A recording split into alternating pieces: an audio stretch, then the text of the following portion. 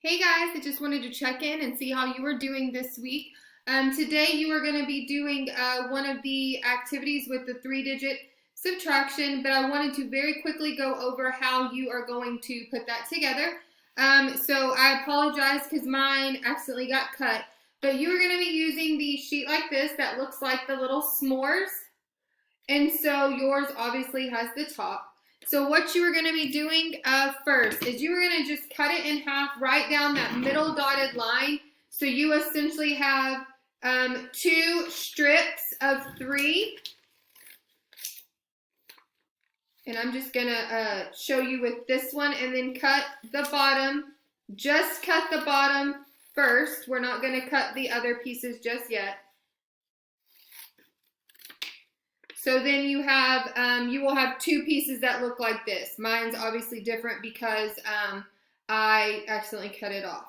So you will have this piece. So what you're going to do is you're going to cut just a little bit over halfway. So I am stopping right there, just like we've done when we've made a flip book or a flat chart, so that it comes like this. And then you can find any piece of scratch paper, extra sheet, whatever you have laying around. I'm looking for my glue. And you are going to just put glue right there on that top piece. Do it really quickly. And glue it down to your paper like this, just at the top, so that you can flip it up there, and then you have something underneath it. So you are going to do that with both pieces of your little s'mores.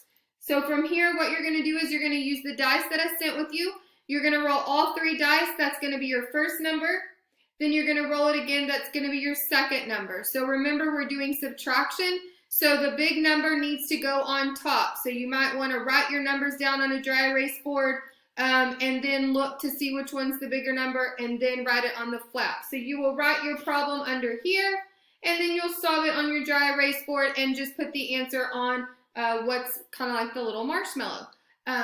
So from there, if you will snap a picture of your flaps open so I can see your problem, and then close so I could see your answer, and upload that into Google Classroom. That way I can see how you did, and talk to you about what corrections you need to make or whatever. So that is going to be your activity for today, and I will check in with you tomorrow. Bye.